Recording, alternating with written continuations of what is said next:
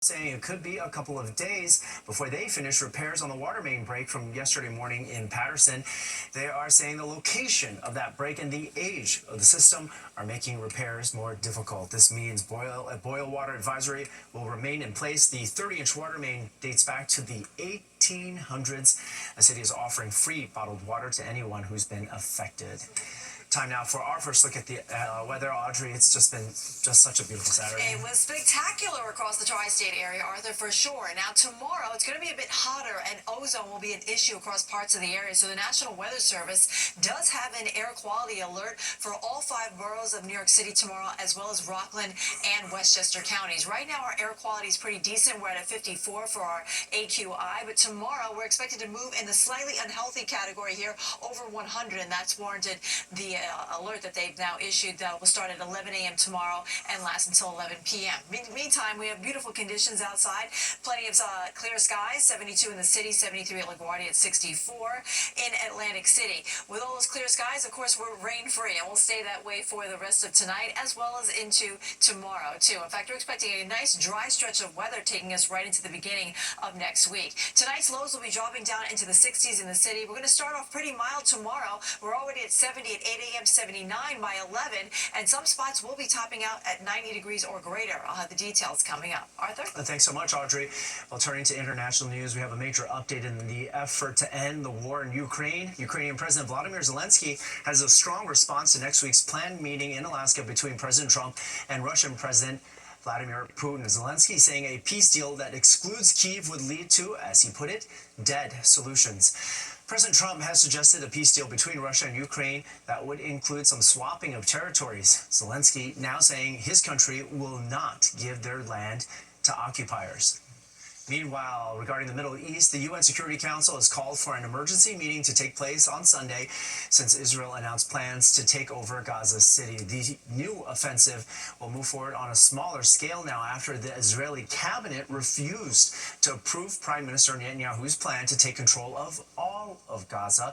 Several world leaders condemning his plan, saying it marks a significant escalation in the war. Germany also says it will cut off military exports to Israel. Here in the U.S., immigrant rights groups, including the New York Civil Liberties Union and the ACLU, are suing the Trump administration. Their lawsuit claims the Federal Plaza ICE facility in Lower Manhattan is unsafe and overcrowded and is only meant to be a temporary holding facility. But they claim nearly 100 people are being detained in a small room, some of them for weeks, without beds, showers, or adequate medical support. They also claim the government is denying them access to legal counsel. Fox 5 has previously reached out to the Department of Homeland Security, which said in part 26 Federal Plaza is not a detention center, instead calling it a processing center. Some drivers in New Jersey now have to pony up to make a pit stop, why people who live nearby can no longer access a Bloomfield rest stop for free, and why they think toll evaders are to blame. And later, a perk for hybrid vehicle drivers in one part of our area may be grinding to a halt. Why from here on in, you might have to change lanes during your commute. Plus, the shoe game is strong at the Brooklyn Navy Yard this weekend. We're taking you inside SneakerCon.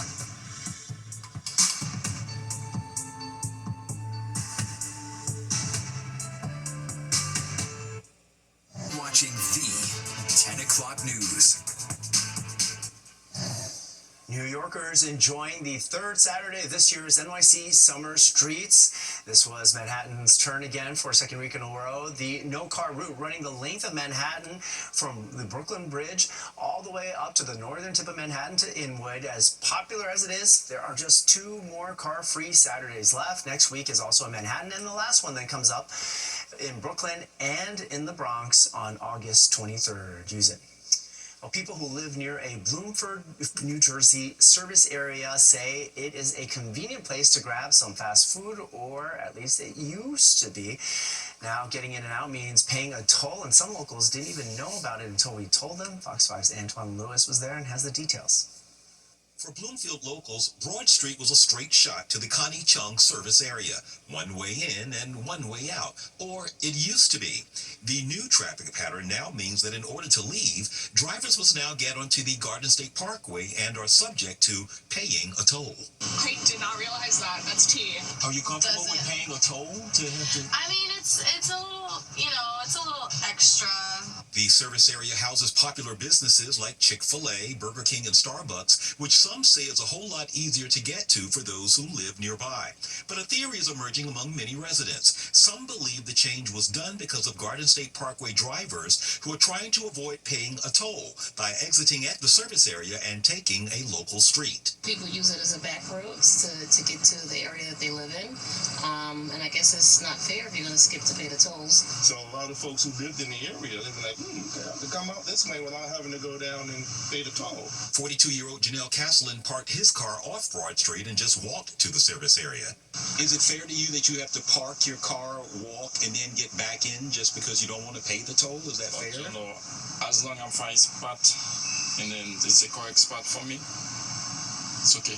People was avoiding the toll to go around it, but I don't think it was that necessary because it's always traffic. Craig Watts isn't happy about the change, but is just taking it in stride. I would rather be able to have a little bit of a break, but you know why people do what they do. It all comes down to money. So it is what it is. Reporting from Bloomfield, Antoine Lewis, Fox 5 News. A plot even Connie Chung would appreciate. All right, time now for weather. Audrey Puente joins us now. Hi, Audrey. Hi there, Antoine. Excuse me, not Arthur, because That was him. that was Antoine. Now we're with Arthur, of course. Let's talk about how great it was today, whether you were driving out and about anywhere across the tri-state area. Today was a day to be outdoors, folks. We had very nice sunny conditions and warm temperatures. We were just about average with our high of 85 degrees in Central Park. We started off this morning with a very comfortable 64. The record high in the state, 103. That was set back in 2001, and 57 is the record low. That was back in 1919. So we're expecting a comfortable night throughout the region. Then tomorrow we're going to see warmer temperatures. In fact, some of us may actually top out at 90 degrees or greater, and that will most likely be across interior New Jersey. I think we'll be a bit cooler along the coast. A dry stretch of weather continues for the next couple of days, and tomorrow our air quality will be diminished a bit here. As I mentioned earlier, we do have an air quality alert in effect for the 5 boroughs tomorrow, as well as Rockland and Westchester counties. Right now it's pretty nice out there. We're at 60 degrees in East Hampton, pretty comfortable. 73 in Bridgeport, 66 up towards Poughkeepsie. We're at 72 in Central Park and 74 out at Newark Liberty Airport. Now these temperatures running a little bit warmer than they were at this time yesterday, and our dew points are reflecting that it still feels quite comfortable. We have refreshingly dry air in place, but these numbers will be rising as we go further on into the week, and we're going to return to the big heat and humidity that we typically see in the month of August here.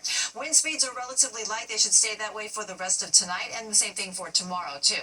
We're dry on the radar. We have clear skies out there. It'll be mostly clear throughout the overnight hours, and much of the Northeast is experiencing the same type of weather pattern. We're all under the influence of high pressure, so that's going to keep things quiet for us tonight and bring us a spectacular Sunday across the region. Now this high is going to slide a little bit to the east tomorrow. That's going to bring in a south to southwest wind flow. That's a very warm wind direction for us, and that's why our temperatures will be a little bit warmer than we experienced today. And as I mentioned earlier, we could close in on 90 across interior New Jersey. So here's a look at the futurecast. You'll see plenty of sunshine tomorrow. Great weather to be outdoors. If you can get to the beach, it's also great beach weather all across the region here. And tomorrow night it'll be nice and quiet, very comfortable after what will be a warm day. And we'll do it again as we start off next week. Monday looks to be good too. Plenty of sunshine, a couple of high thin clouds, and it will be quite warm. Our highs will be approaching 90 degrees once again, not only for Monday, but it looks like also for Tuesday. But tonight, comfortable 65 degrees in Central Park. We'll be in the 50s, even upper 40s north and west. So maybe a night to give the AC a break, allow that refreshingly dry, cool air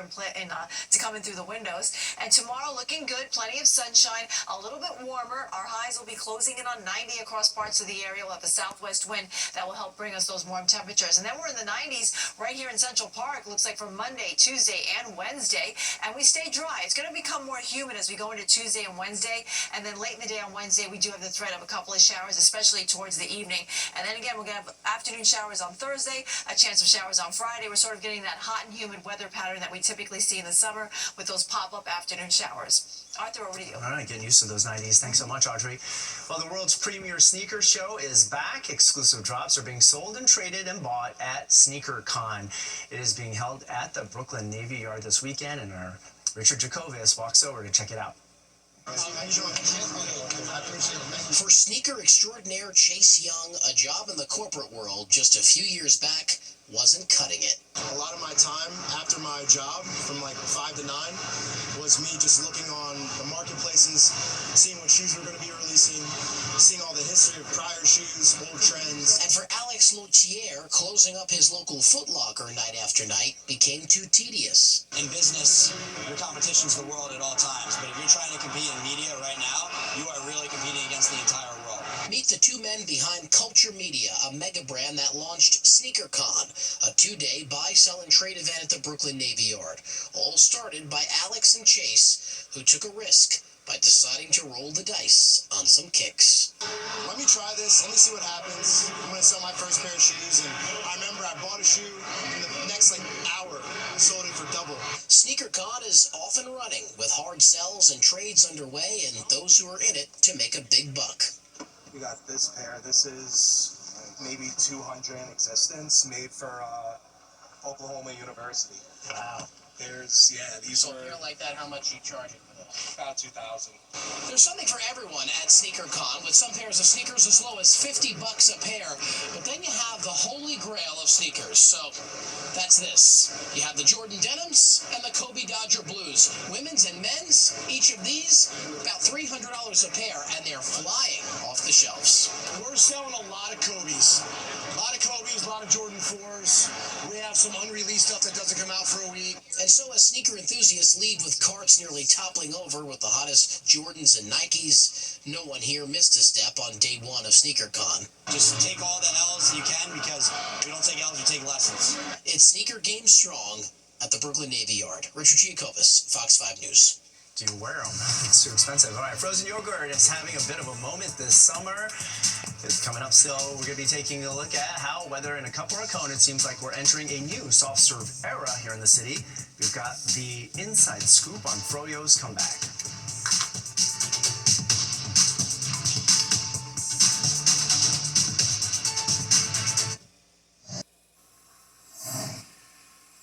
Harlem Week is in full swing, and the annual Percy Sutton Harlem 5K took place this perfect Saturday morning. The race started at 135th Street and St. Nicholas Avenue. More than 5,000 people ran through the iconic streets of Harlem while paying tribute to the life and legacy of Percy Sutton. That marks the largest number of people ever to complete the Harlem 5K since it began in 2009. Fox 5 is a proud sponsor of Harlem Week. Few things are as refreshing as an ice cream cone on a hot summer night, and it seems Froyo is sliding back into that picture. Fox 5's Kendall Green has a scoop on this frozen yogurt renaissance. Plain with passion fruit. The higher the temps, the stronger the demand for some delicious Froyo. Where on a hot summer day, the line wraps around the corner of Butterfield Market on the Upper East Side. I've heard so much about it, and I really wanted to try the frozen yogurt, and it looks divine. But we know even with the line, looks can be deceiving. So we wanted to find out if the Froyo's worth the wait. Oh, that is delicious. It delivers, huh? Delivers. Alik and Alexis say they're already fans of the treat, re-emerging itself in the spotlight again after dipping into the shadows since its prime in the mid-2000s. The owners of Butterfield Market were ahead of the trend then and say it's still great for business now. The summertime, we do maybe about 10-15% of business. So it does very, very well. So great, Rachel Sugar wrote an article about it in New York Magazine. It's playful. It's nostalgic. I really do think it has this kind of winking. Obviously, it's not a health food, but it's like you don't have to feel bad about it. It was the tart Froyo. So I think there's the nostalgia of having that brings people back. Some are brought back more than once or twice a week. I know some regulars, I don't want to name them, but some nice regulars to come here, yes. What's this? I ordered the mango. The mango? Yes. Arlene here didn't deny. She's a regular, and she's been hooked. I don't feel guilty. I mean, the thing with this, it tricks your mind into thinking, because it says yoga, that it's healthy, and we all know it's not. So that's a good part. And Alexis is right there with her. Is that pretty healthy? It depends what diet you're on. Sugar predicts that trendy fizz of froyo won't go flat anytime soon. It never disappeared. It sort of bubbles up and trickles down. It's just like diet soda that is more unhealthy than the real soda, but it tricks the mind. Right, I like that. I like that. Kendall Green, Fox 5 News. Sounds like she's not fooled. Well, coming up, more trouble at the Anderson Center for Autism in Dutchess County. We've got details on the arrest of a staff member and the painful memories it's bringing up for one local family. Plus, why protesters are speaking out against multiple natural gas pipeline proposals that are in the works for New York State.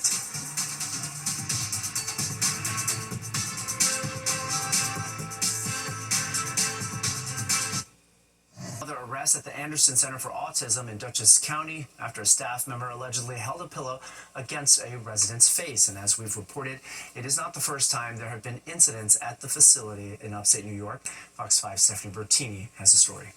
New York State Police investigating after they say a staff member at the Anderson Center for Autism held a pillow against a resident's face while restraining the individual's arm. Police say fresh bruising on the victim's chest, arms, and shoulder was reported. 22-year-old Dejanay S. Edwards of Poughkeepsie was arrested just days ago. It could happen to anybody. Shalini Babar's son is living with autism. She and her family have been dealing with the aftermath of the abuse he experienced at Anderson as a teenager.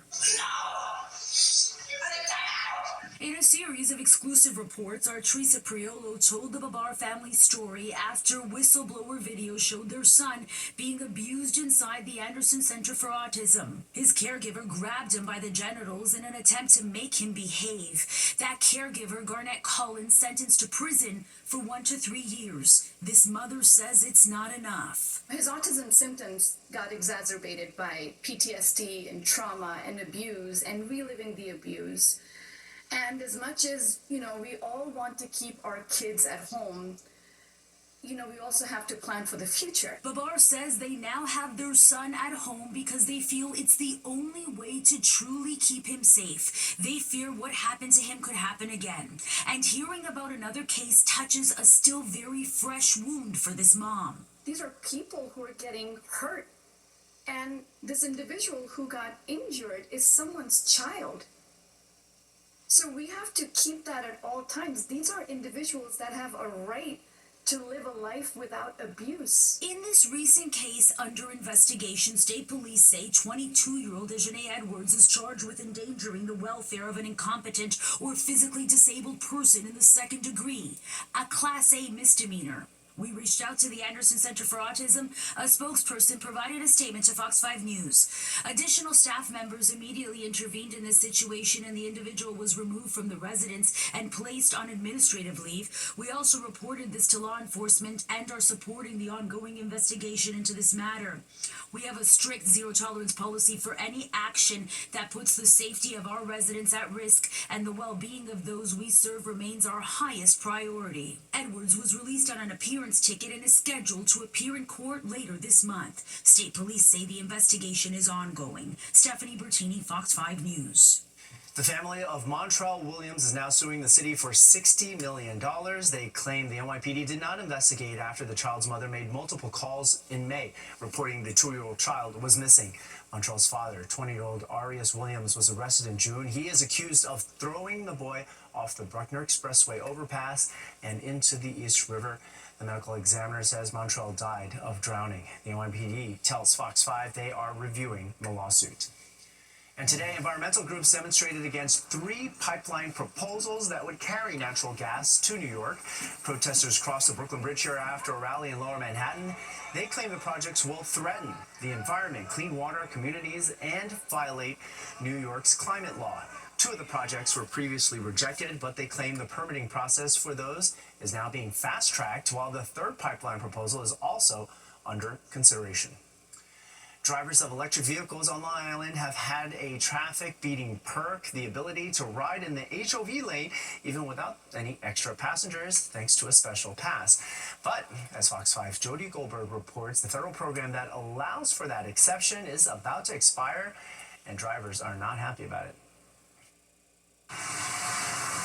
For nearly a decade, drivers with CleanPass stickers have been able to cruise solo in the HOV lane on the Long Island Expressway as an incentive to go electric. But come October 1st, the federal government is putting the brakes on the program. I just bought a Tesla, and then that's the only reason. The news disappointing for drivers like Jacques Baker, who says he bought his car just 2 months ago with one perk in mind. What's the purpose if electric cars have to take the regular lanes? Nearly 50,000 New Yorkers have a CleanPass sticker issued by the DMV, but now a letter sent to those drivers warns Congress and the president have not reauthorized this program. Vehicles currently participating will no longer be permitted to use the HOV lane without meeting HOV occupancy requirements. My son-in-law saved a half hour each way on his commute every day. It's nice when rush hour you get to go fast when I'm not with my wife and get to work on time. Now, officials say close to 200,000 cars use the Long Island Expressway every day. And if nothing changes in Washington,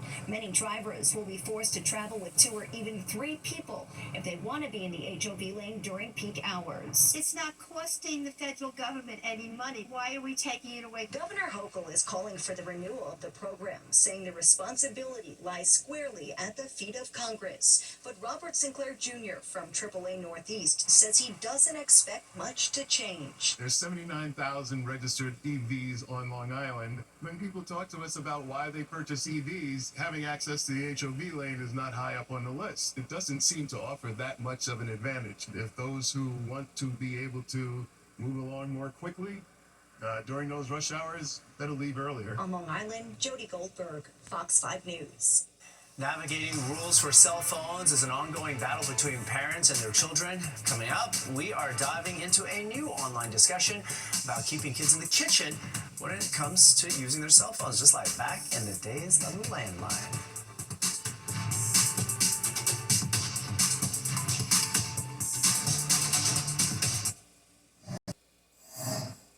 On your screen from left to right is Roscosmos cosmonaut Kirill Peskov, NASA astronaut Nicola Ayers. Price for Joe Window.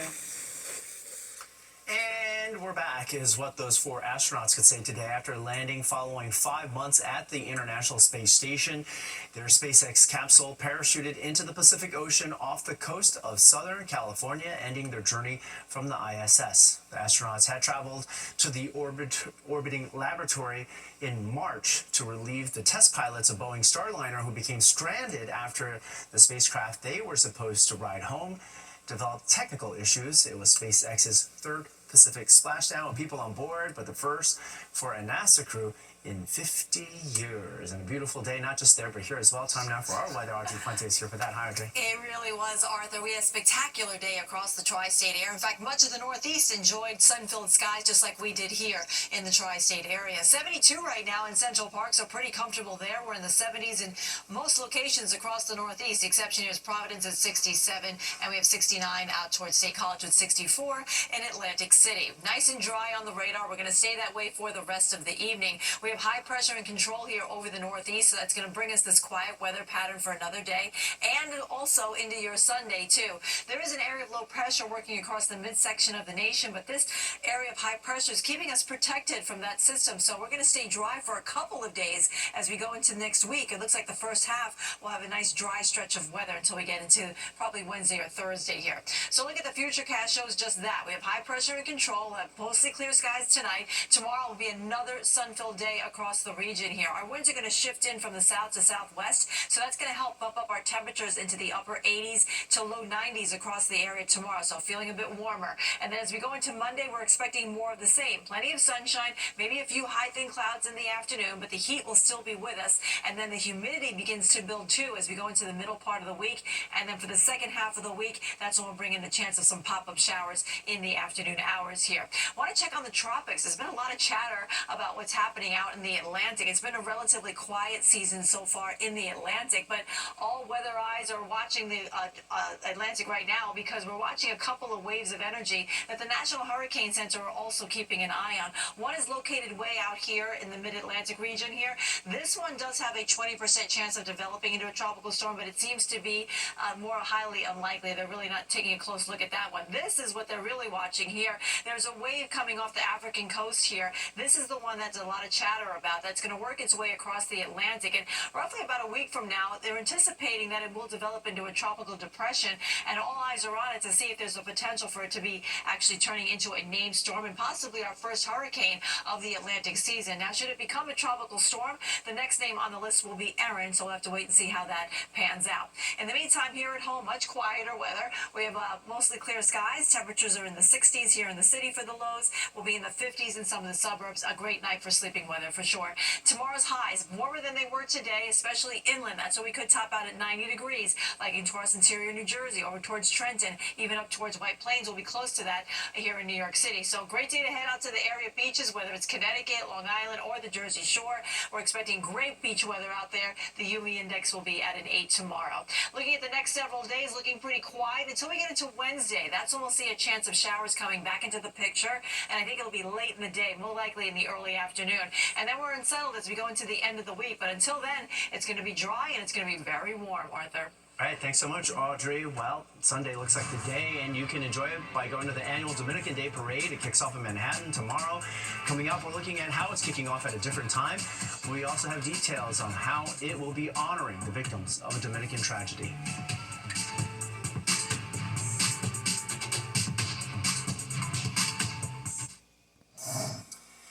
It's a great weekend to get outside, and that includes taking advantage of a variety of cultural events the city has to offer. Get used to seeing those flags tomorrow. The annual Dominican Day Parade is Sunday, and it will march up 6th Avenue in Midtown. It starts earlier this year at 11 a.m. NYPD Commissioner Jessica Tisch reporting there are no credible threats at this time, but a heavy police presence will be there nonetheless to keep things safe. This year's event is being dedicated to the victims of the deadly roof collapse at the Jet Set nightclub in Santo Domingo. And an iconic Queens tradition sails back into the picture this weekend. The annual Hong Kong Dragon Boat Festival taking place at Flushing Meadows Corona Park. The event also includes parades, live music, folk dancing, and martial arts demonstrations. If you missed it today, no worries. The festival continues on tomorrow. Jennifer Williams is here now with a check of what's coming up in sports. Hey, Jennifer.